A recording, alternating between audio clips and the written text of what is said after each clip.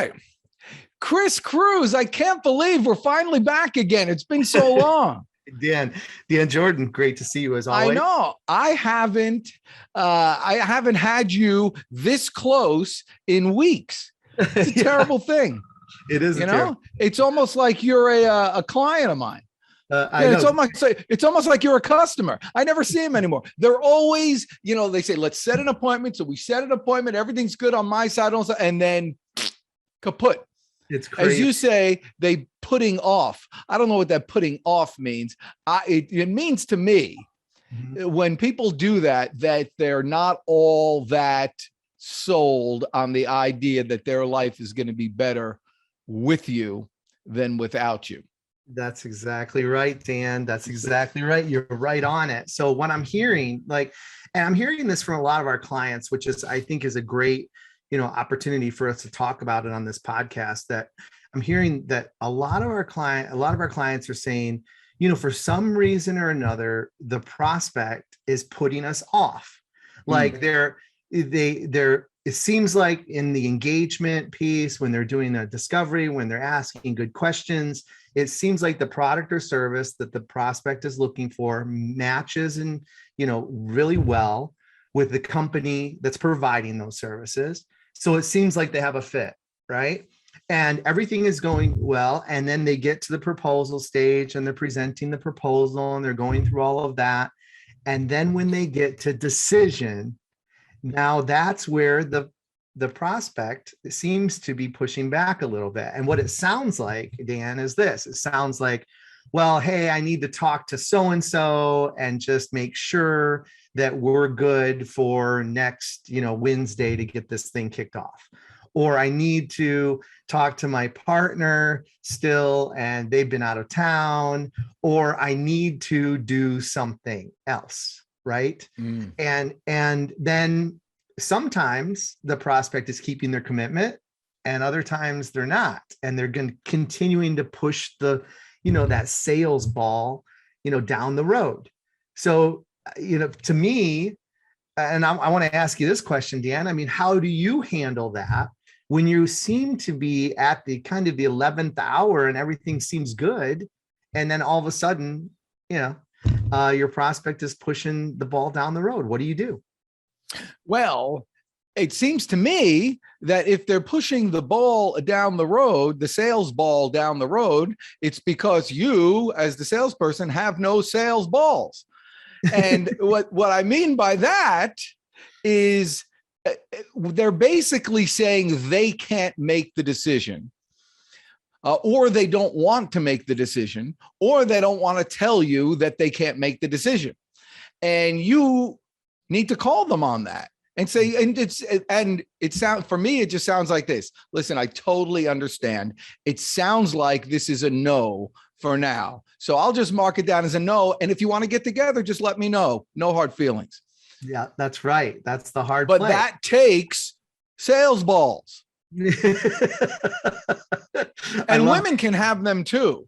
I love how you put that.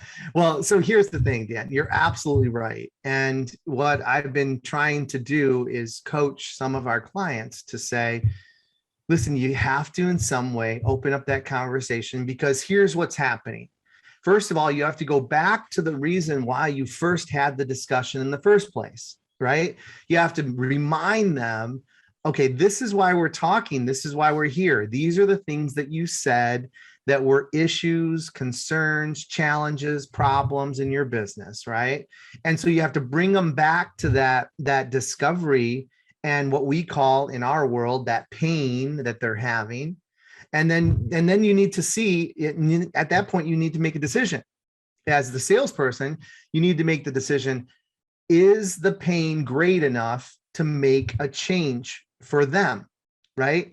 So, and what that means is, do they have a compelling enough reason to change what they're doing today and do something different, which i.e. looks like, doing something in your business, like doing something more with us, with providing our product and service, with, buying something that's going to help them get to that goal, whatever that looks like. Mm-hmm. Well, yeah. And it depends on, how passionate they are and how much they want to fix that problem. So if you outreach to them and you kind of convince them that they need this, that's a lot different scenario than if they responded through some marketing effort and they filled out a form and now you know that they're interested. Much easier to bring them back to, hey, let's remember why we're talking in the first place. You called me because you're having this problem, this problem, this problem. I understand if you don't think our solution is the right one for you, but are you still trying to fix that solution? That's right. You know, so it doesn't have to be a very, in your face type of thing. Totally understand. And really for the salesperson right now, then there's so many customers out there. The world has just exploded. Everybody's a customer now. I mean, it doesn't matter where they live, doesn't matter what part of the world, everybody's got internet. So you don't have to be that desperate. I like to tell people that, if your lead process leaves you just a couple of, if it was a water pipe and it was just a couple of drops that come, each one of those drops are so important. I mean, you're dying of thirst, when you're dying of thirst, every little drop is the most important thing. And you wind up, getting you sounding desperate, and you have that kind of smell about you and taste, and the aura about you is all that thing, because you're holding on to those little drops. Man, people can drag you on forever with that when you're that desperate. But if you get your marketing plan going, that instead of little drops, you have a whole freaking a gusher coming out, a fire hose. Well, you have more confidence to say, to spill some water, because who cares? You always have more there. So a lot of this is dependent on your whole sales process. If you're not having those leads, if you're not having 50 opportunities a month, that's just a number that just seems to work. I've spoke about it before, but 50 opportunities or more a month, and you're virtually guaranteed to meet your sales goals. Yeah. 50 opportunities a month or less, and you're almost guaranteed not to. It's like 16% success rate versus 85% success rate. It's just, you need those leads. And so everything has to work in unison with the process. But once that's going once that wheel starts spinning, it's hard to stop it. Yeah. Dan, and you always have more confidence when you have more leads. And so know what you want. All the sales training ain't going to work if you're only getting 2 or 3 leads a month. That's right. Well, Dan, and let me ask you this question, because you kind of touched on something that's really very interesting. And I'm from the Northeast. We're very touchy and feely. I that's why this whole virus situation's been so disruptive for me. People don't like to touch anymore. That's right. Touchy guy. I feel like I'm killing him. Everybody's Typhoid Mary now. I love it. All right. So let me ask you this, though. When you go into every sales situation, because you talk about the difference between having a few drops and having a fire hose, right? Mm-hmm. Okay. See, whether I am dying of thirst or I have a fire hose, every time I go into a sales situation, I think to myself, I have a fire hose. Because I don't want to go into any sales situation being, using your analogy, being thirsty. I don't want to do that. So whether I am or not, I never let on because so you're a liar. Well, I want my mindset. That's right. So you're a typical salesperson lying to people. I see how you are, Chris. Easy. Well, no, but actually, you know what? I let me qualify that, because that'll be a soundbite for somebody. But here's it's true. When you said 2 different things. You said I put on that I am. You ought not to say that, because that is lying. That's putting on a fake thing. But it's perfectly fine to hypnotize yourself. It's perfectly fine to imagine that of yourself and act as if, my dad used to say, act like the person you'd like to become. So you don't want to become thirsty. You want to become abundant. You want that abundance about you. So imagine that, and then you'll start acting that way. But I want to be careful with that, because I don't want you to think that you're trying to fake somebody out, or trying to mislead somebody else into think you're something you're not. Believe you are that which you will become. And then you're not lying, because no, that's what I am. I am abundant. I'm expecting it all. I know this works. I know that I'm honest, sincere, and proactive. I know that I will be. I will, set up the processes and the systems and the opportunities for you to make you succeed. I know that. I know I can bring something to the table. And if you don't believe, if I'm not that person already, if you're my only lead, that's fine. You'll walk away if you have to walk away. I will not starve, because that's not who I am. That's right. And then you're not lying. But if you go there, you rented, you borrowed your friend's car, and you borrowed your friend's suit, and you're talking about the country club that you don't belong to, that's down the road. What else are you going to lie about? I understand, but what I'm more interested in is what you said a little earlier, which is the mindset. Going into every opportunity, saying to yourself, I would love to have the business, but I don't need the business, right? I would love to have it, but I don't need it. That's the difference. That's the difference of when you walk into every opportunity. Walk in with your head held high. You believe that you have a great product, a great service. You have something of value that the prospect should or want if they're in their buy cycle, if they need that product or service right now to help them succeed or to take their business to the next level, whatever that looks like. Then you have to uncover that. And it's not by talking about features and benefits. It's not by like pounding your chest and saying, hey, let me tell you how great our company is, Dan. Our company does this and this and this and this and this. That's not it. Right. Well, people buy for three reasons. They buy because they have a need or a want, which is one thing.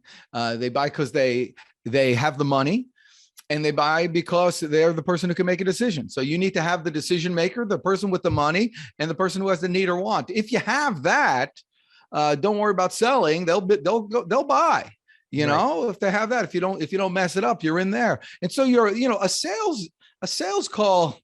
It's just so much different than you think it is. It's not going, foisting something on somebody. It's presenting and allowing them to buy it. And with that, because you're giving them something, you're not taking their money, you're giving them something. And when you talk about mindset, that's the most important thing. You do have a need. Your need is to do the right thing.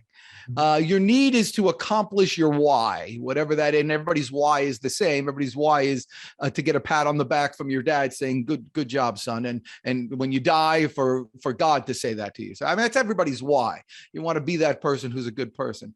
But so that's your need. You need to have that to fulfill your life. But one client, baby, that's not even close to a need. I remember when I was a stockbroker. It was in a billion years ago, and I was with this my sales manager, Jeff Factor, who was a really decent guy. And he was very disturbed because he went bald early, but he was still a good-looking guy. But I don't know if that bothered him. Anyhow, so Jeff Factor, I would always go to him. I had this client. He was going to be a big client, and I was trying to kind of mash him into a situation that would have been really good for him and for me and for everybody. And I'm like, man, I need this. And Jeff Factor said something. He said, listen, in your career, and I guess I was 28, maybe 30 at the time, in your career, throughout your life, this particular account is going to be less than a blip. I mean, it will be a blip on a blip. It would be so far nothing, you won't even remember his name. And about 3 months later, I couldn't remember the guy's name. And I still don't know who it is, but I remember that it was just such a nothing. But when you're in the moment, you think it's everything. So you're right. I have my little mantra that I use. I lead, not follow. I believe, not doubt. I create, not destroy. I make the news. I don't watch the news. I'm a leader. Force for good, force for God. Set the standard, defy the odds. I stand up. I take charge. I win. Boom.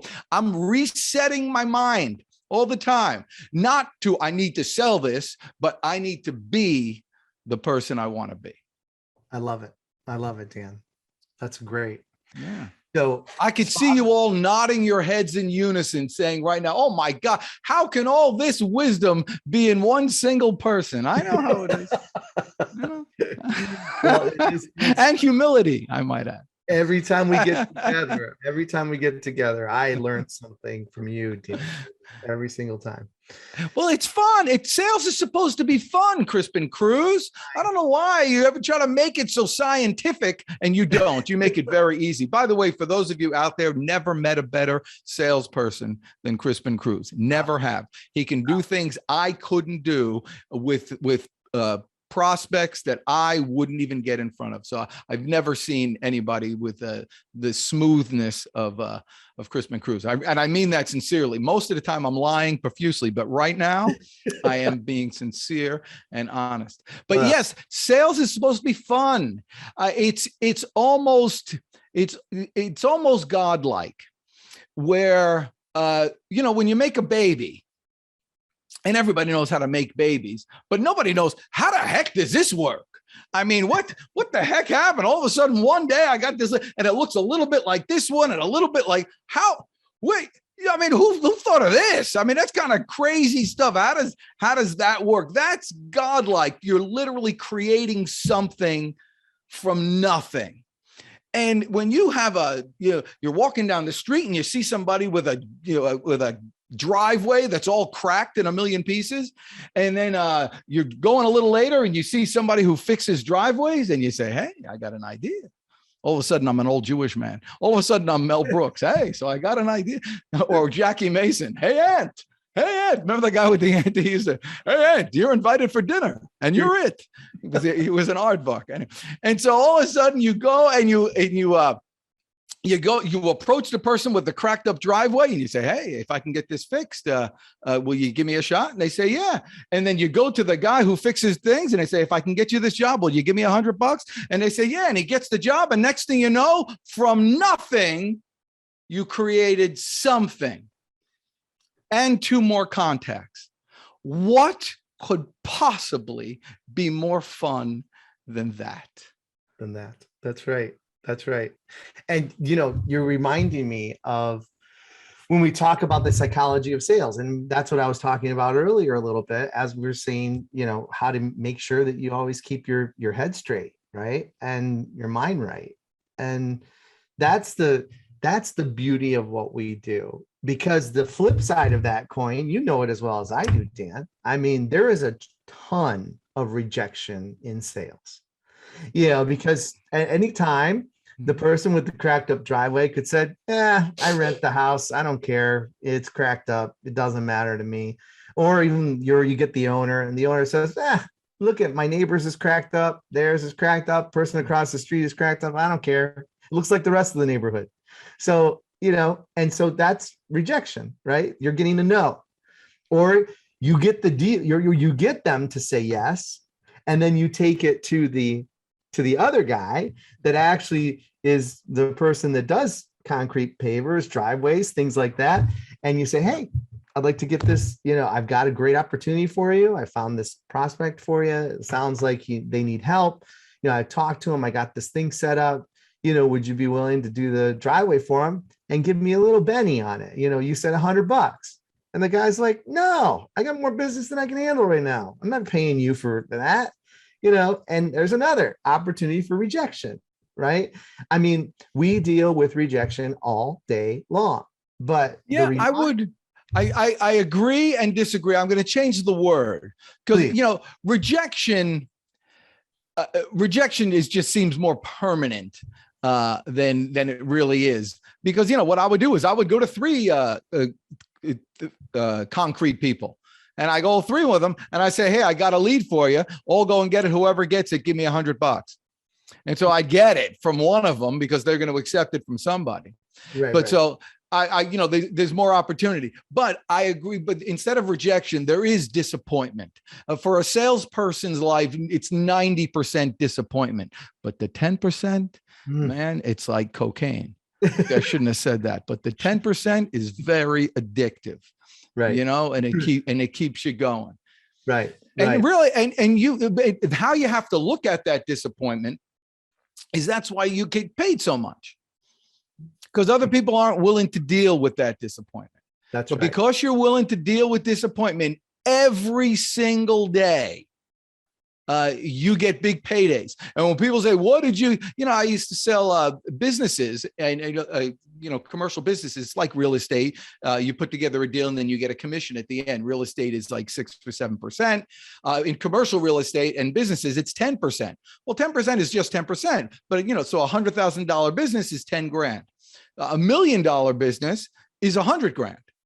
A $2 million business is $200,000. And so there are deals that you can make 2 at 4, 600,000. There's $1 million commissions being made with literally $1 million commissions to a salesperson, and I said, what the heck did you do? You talked to me 6 months ago and you got these 2 people together and then and now you're going to collect $1 million. Why would you deserve that? And you know what you say to them? Because of all the driveways that wouldn't let me fix them.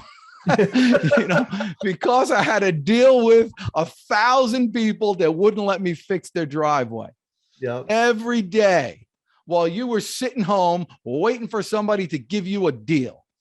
Right here. I love it. You got to fight for that. But anyway, that's fun about it. What's fun is deal making. All that stuff is deal making. And who makes deals? People. And again, what's the best thing about sales? You get to meet a lot of people. That's and right. Know a lot of people. I was speaking to a guy the other day and I found out he was a really wonderful man who has a special needs child that he's going to have to care for the rest of his life. And he's in a job and he's changed jobs in the past 5 years, several times with big companies, but they get bought out and this and that. And he needs more security. So he needs to get up into the kind of executive levels where they fire people less often. And he has an opportunity to do that, but he has to present more. So he really needed like a presentation coach. And so I was able to give him to a friend of mine and introduce them. And my friend of mine called me the other day to let me know that he signed him on as a new client. He was very excited and all that stuff. And he thanked me for it. And, just went on into talking about all things. And just that, I didn't earn any money from that, but I earned, that's what sales is. You're making this connection. I was able to help somebody. I'm getting credit literally for doing nothing. The guy who I passed over is so grateful and thankful to me that I put him in front of the right person. The person who got the job is so grateful and thankful to me because they did all this stuff. This is how you build communities. This is how you build, countries, through relationships built on helping people earn money and in commerce. I don't know why I'm in this philosophical mood today. I don't know either, but that's awesome. Where I am. I love That's when the magic happens. That's right. That's right. All right, Dan, any parting words to our listeners or our one viewer, on today's kind of topic of keeping it right upstairs, in the 6 inches between your ears, and then also, making sure that you're staying in control of your prospect throughout the whole process. Yeah. You started this podcast, or maybe I started this podcast talking about people changing their appointment dates. They weren't changing their appointment date because they were busy. They were changing their appointment date because that other action was more important than seeing you. It just was. And that could be a function that maybe that is the case, that your product isn't as important as getting their hair cut or whatever it was. Or it could be that you didn't make it as appointment. It could be your presentation on the front end wasn't inviting enough for them. And so, as in all things with sales, all the answers are found in the mirror. Don't look for exterior reasons why something happened. Look in the mirror and ask yourself the question. Many times when I give presentations and speeches, I start it like this. I go, guys, you're going to hear a lot of stuff here that you may have heard already. But all I ask is this of you. Instead of saying, oh, I know that already, ask yourself a question. How good am I at that? And then get better. It's always found in the mirror.